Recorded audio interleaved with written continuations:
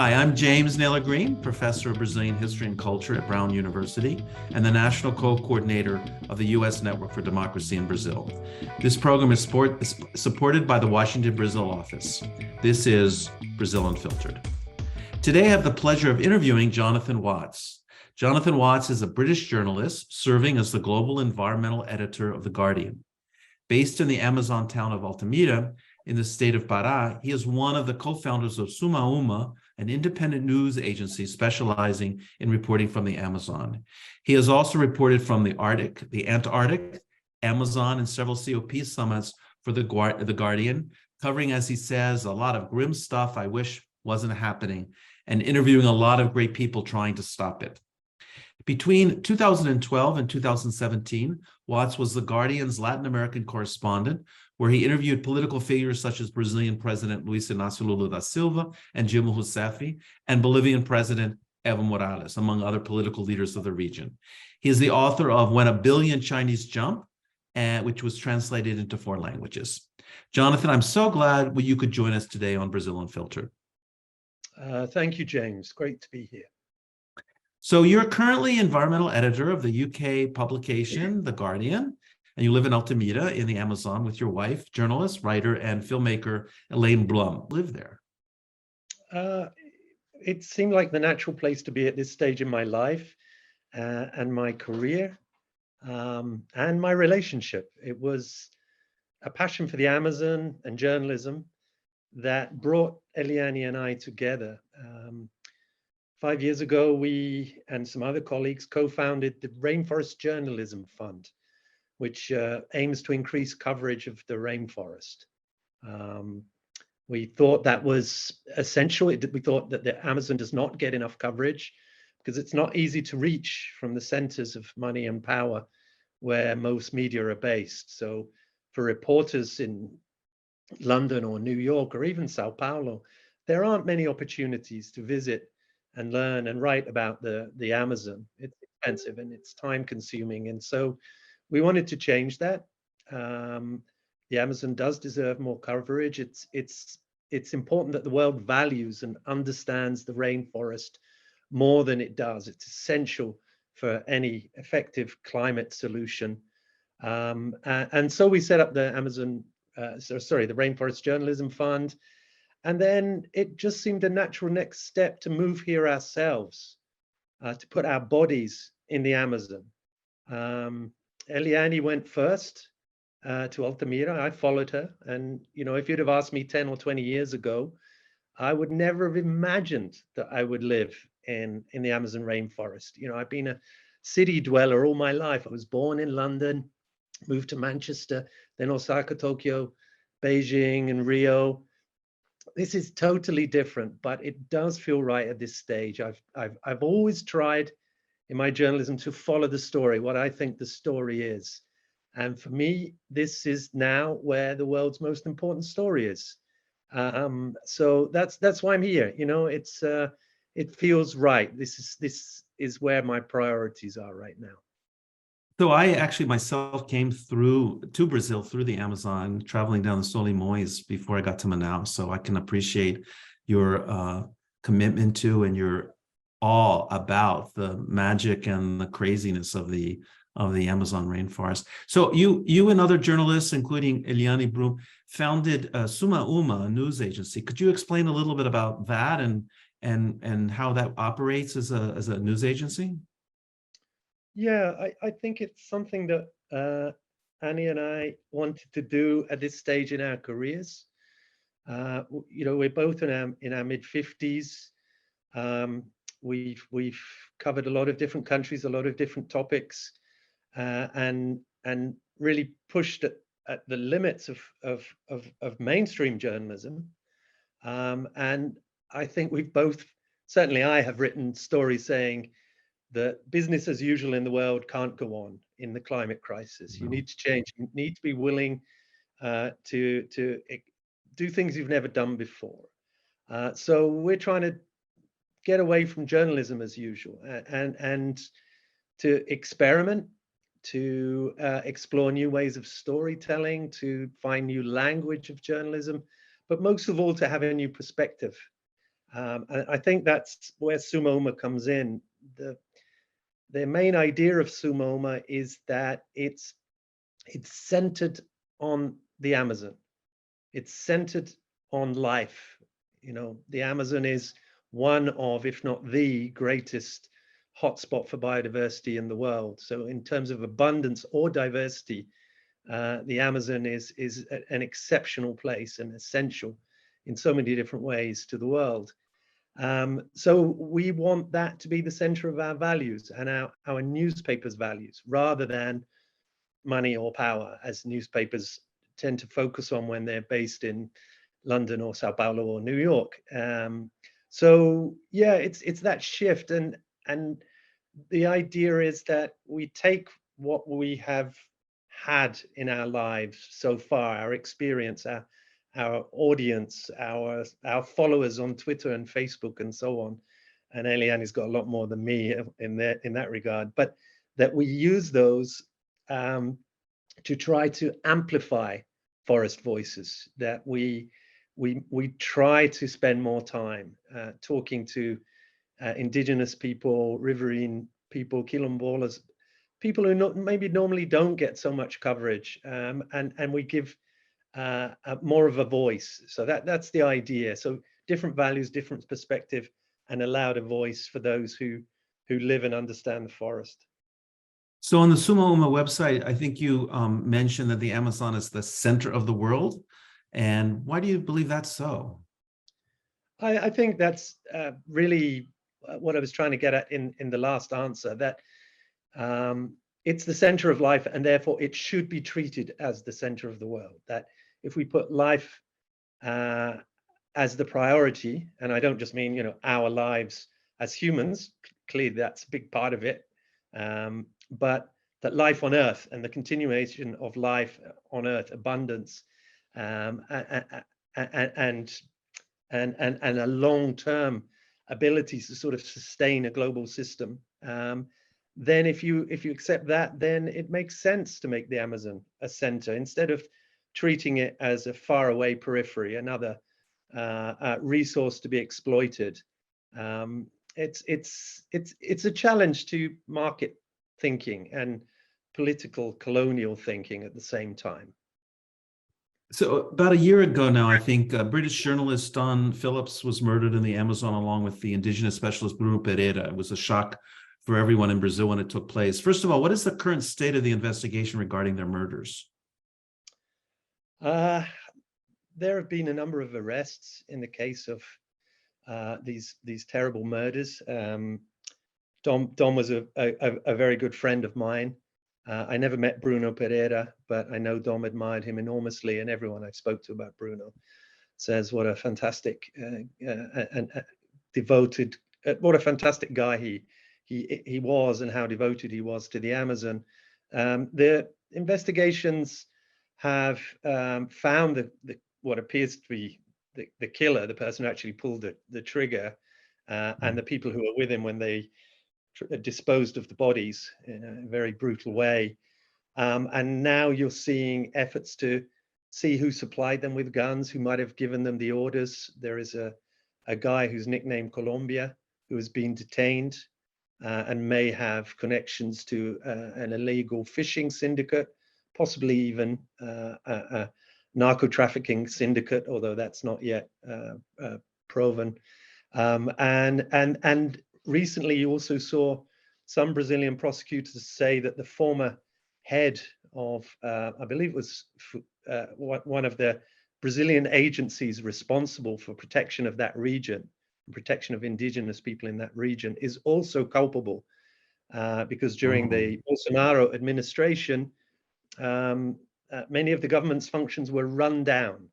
So the kind of forest protection and indigenous protection agencies that should have been operating in the region and deterring illegal smuggling and illegal activities were severely depleted and unable to perform the tasks that they were assigned to do. So there's that question of culpability and responsibility and negligence have come into it. So how dangerous is the region for journalists? Is it safe to be there for a person who's speaking out about the kind of the criminal activities that take place in the region, deforestation, illegal trafficking in woods and other products?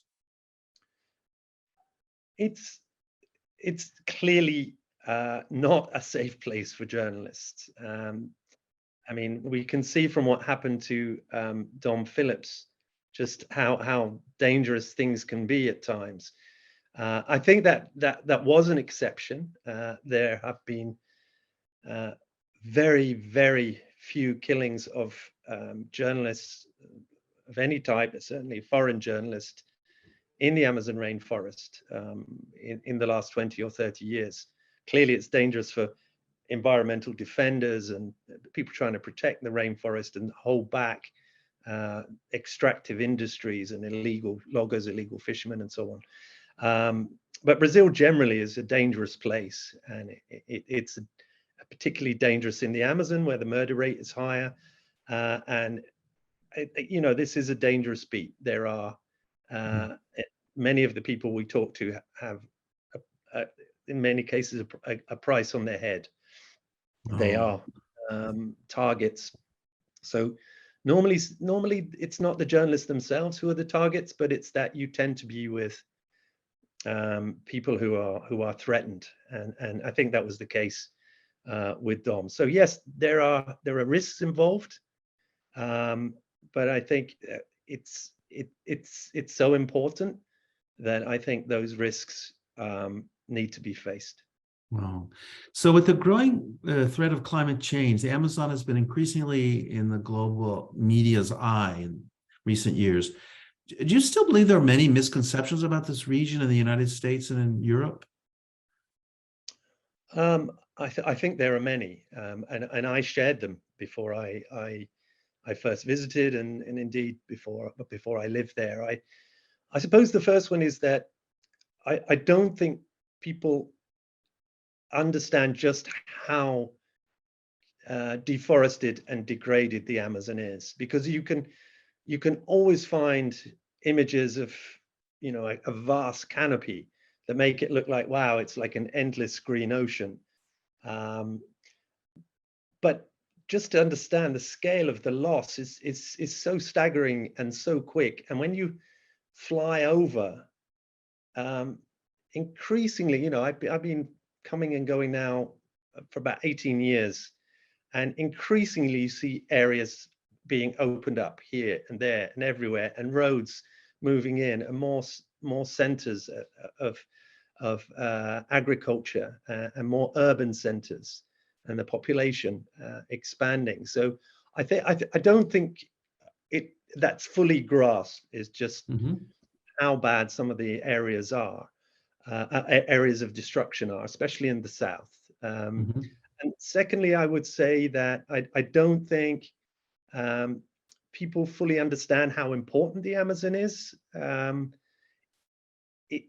It's generally seen as like the lungs of the world, something that produces oxygen for the world, but that's not really the case. That the oxygen that the Amazon produces is not really globally important. It's locally important and regionally important, but the far more important function that the Amazon provides is as a pump, a biotic pump that pushes water and weather systems inland, because in most other parts of the world, when you get far inland regions, they often tend to be deserts, because the water systems from the oceans, caused by the oceans, have not reached that far inland. But in South America, the reason that it's so lush in such a wide area, it's largely because of the Amazon and other forests like the Mata Atlântica that transpire. And when they transpire, they're pushing weather systems across the region. The scientists call this, well, the biotic pump is the more scientific term, but in a more sort of poetic way of expressing it, they talk about flying rivers, and the fact that the Amazon is pushing flying rivers across the region, which of course is, you know, essential for irrigation. And the more you cut down the Amazon, the slower weather systems are going to be, and the less rain there's going to be, and the more likelihood there will be of droughts in other parts of South America. Oh. So what has been the impact of the Bolsonaro government's policies on the Amazon when the 4 years he was in government? That's an important thing for us to understand. The Bolsonaro administration was essentially a wrecking ball for environmental protection and Amazonian protection. This was done through a number of different ways. The Environment Agency was weakened. It has fewer staff. The forest protection agencies have less helicopters and a weaker mandate to act in the field. There were far less environmental penalties levied during this period. And so there was that running down of the administration, the Environmental Administration, Amazonian Administration, protection for indigenous people as well, which is a crucial part of this.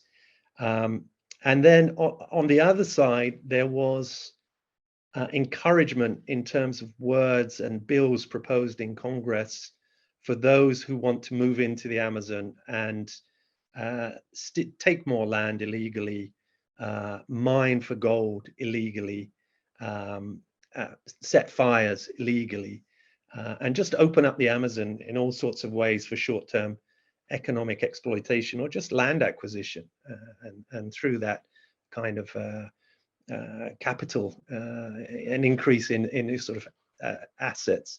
So that happened at a breakneck pace through the statements of Bolsonaro, through the laws that were proposed in Congress. And in those 4 years of Bolsonaro, you saw a 60% increase in deforestation, which is the sharpest increase under any political term since records began. So it was a horror story. And it's important to remember, it's not just deforestation that's the problem. There's also degradation of the forest. They're two distinct things. One is total clearance of the forest, which of course is devastating and is captured by satellites. But the other, degradation, is where you cut underneath the canopy. Maybe you cut some trees, but not all of them. Maybe you start gold mining under the canopy and poison the rivers. Maybe you hunt more. All of these kinds of activities weaken the forest and make it more vulnerable to fire. So we now have a situation where something like 17% of the forest is gone, completely gone, deforested, and another 17 to 30% is degraded and therefore more vulnerable. And we're approaching what's called, what scientists have called a tipping point, whereby the forest might not be able to replenish itself. And that measuring point is what year that 70% has gone compared to when? What's the marker for that? How do we kind of make that decision? The 17% is essentially since the start of deforestation, which really began during the military dictatorship in the 70s, when the road building began and the policy of settling the Amazon, which was, it was a national security strategy pushed forward by generals who felt that the Amazon was threatened by foreign powers because it has huge resources, and that therefore, and that the people who lived there, the indigenous people, couldn't be trusted because they didn't have a great alliance to the Brazilian state. Obviously, they predated the Brazilian state in many cases. And so they wanted more sort of trustable, generally white people, settlers, to move in as a sort of strategic bulkhead. So they encouraged this movement into the Amazon that continues today. And you still hear among the right, you still hear the same justification today. So since the Lula government was elected in October of 22 and assumed power on January 1st, 23, what have been the changes in policies towards the Amazon?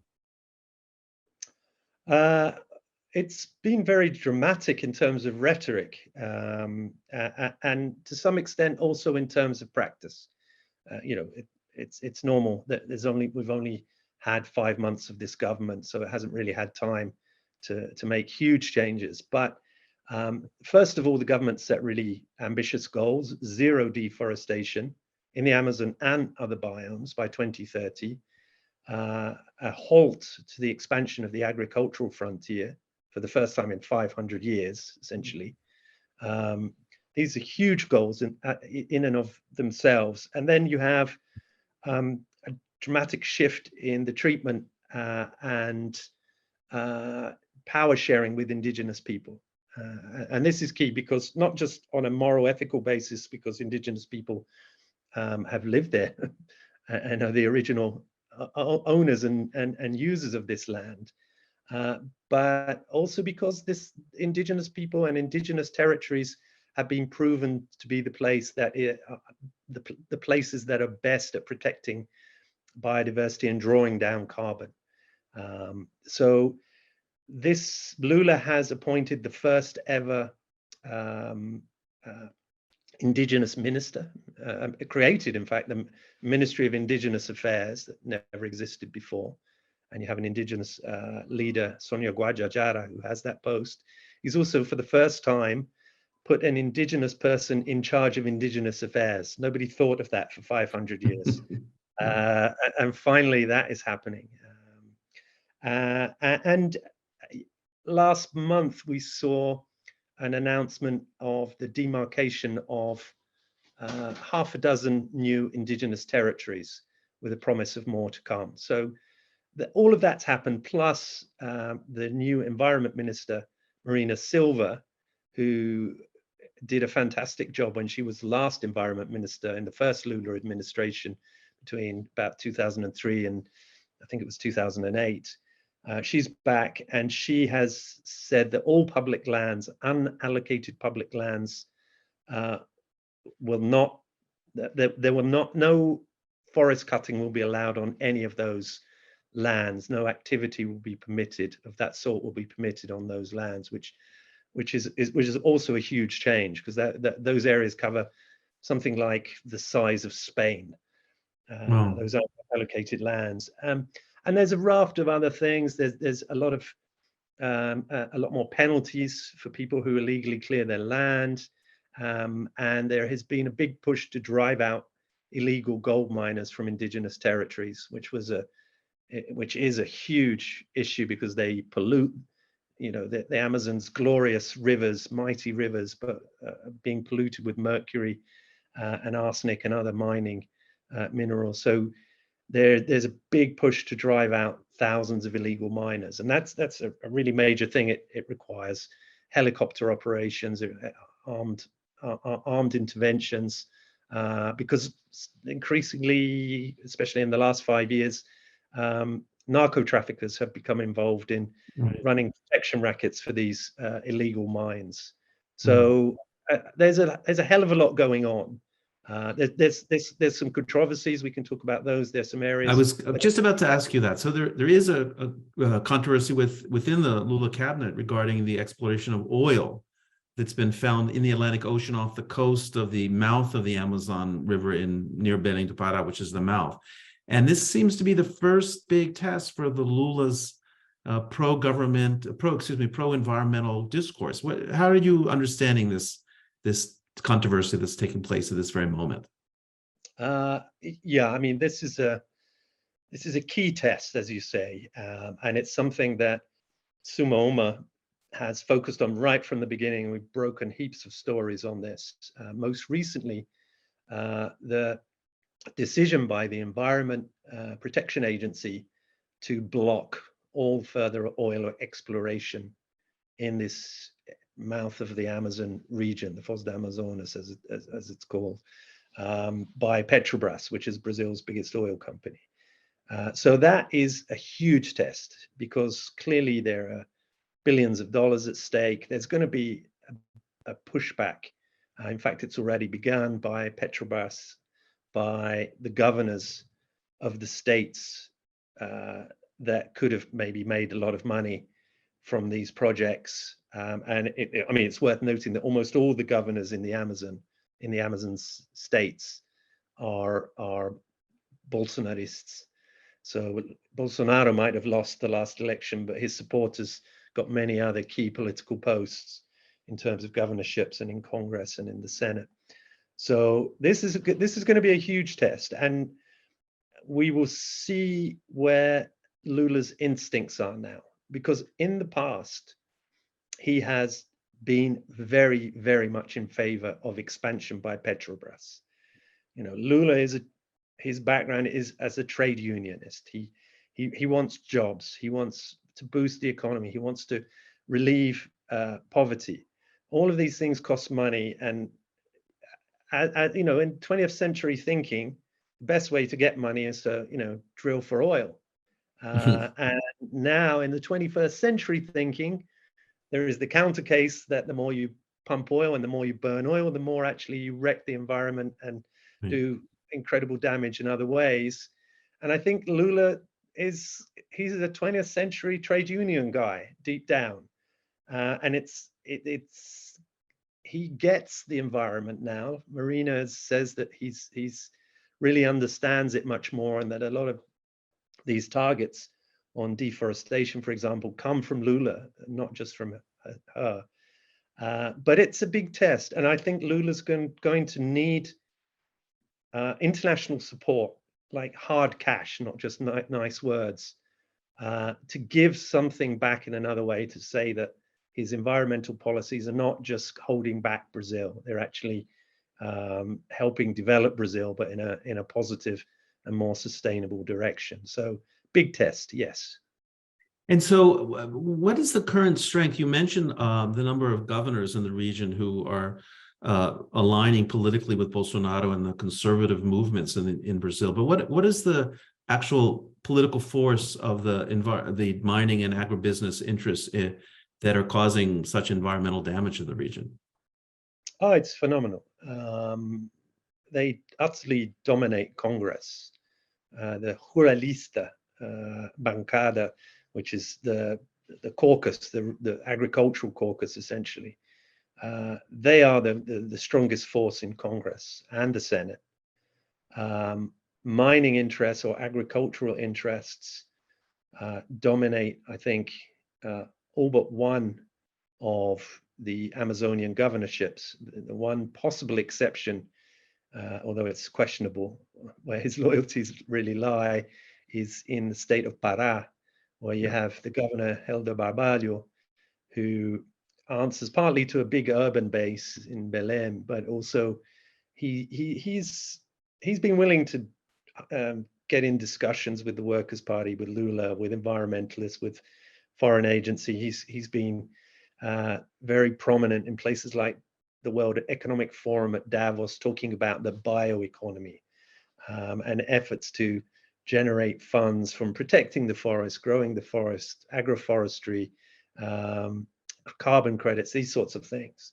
So he's a big advocate of that. So it will be very interesting. I think Pará is going to be a kind of a model of whether Brazil can move in a new direction, or whether it's just going to be stuck in the old extractivist model of just producing goods for other countries to make money out of and to consume. So what can a young activist, a student, person who is reading and learning about the Amazon, maybe through the articles that you and Eliana Bloom and others have written, living in the United States, living in the UK, what can they do concretely to defend the Amazonian rainforests and the environment in this region of the world? I think the answer always to these kinds of things is political, first and foremost.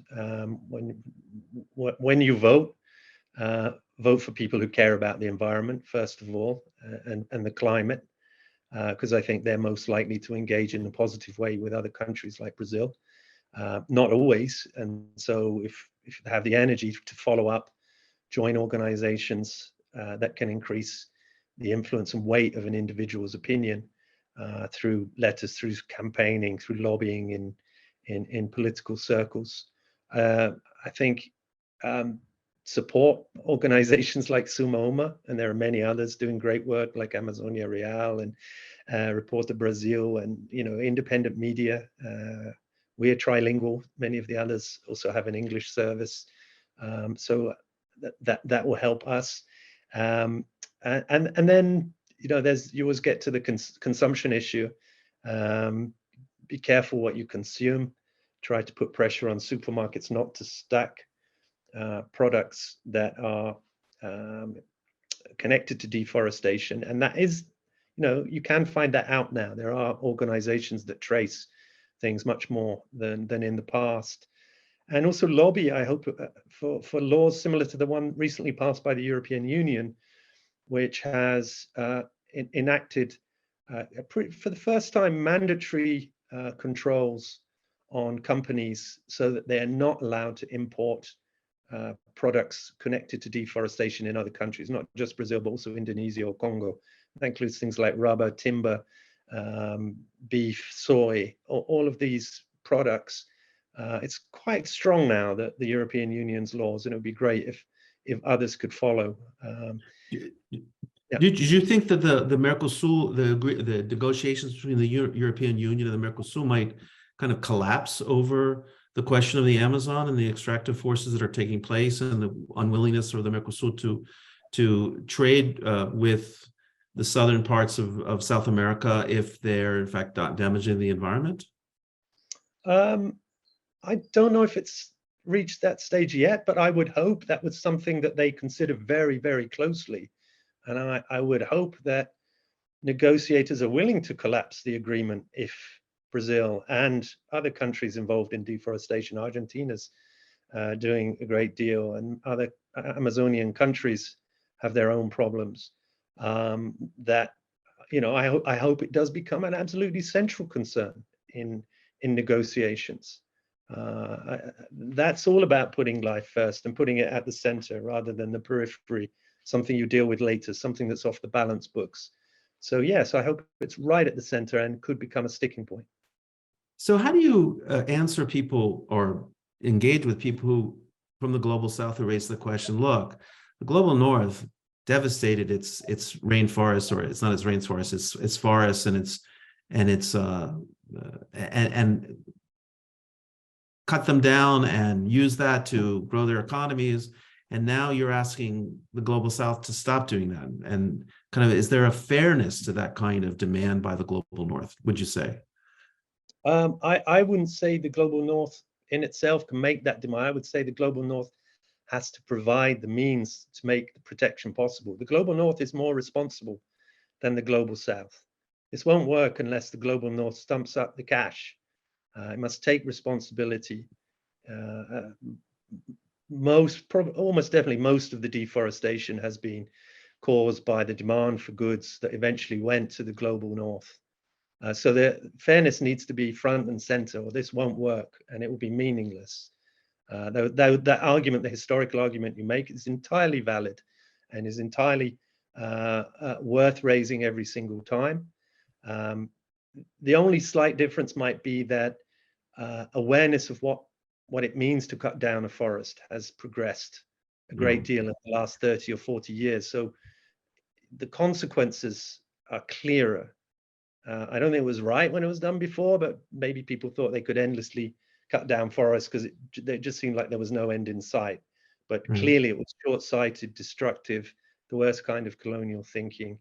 And it's nobody should try to defend that ever. So you've lived in Brazil a long time now. How optimistic are you about its future? I'm a sort of a, what did they say? I think it was William Golding who said a universal pessimist and cosmic optimist. So in the short term, I can see an awful lot of reasons to be concerned.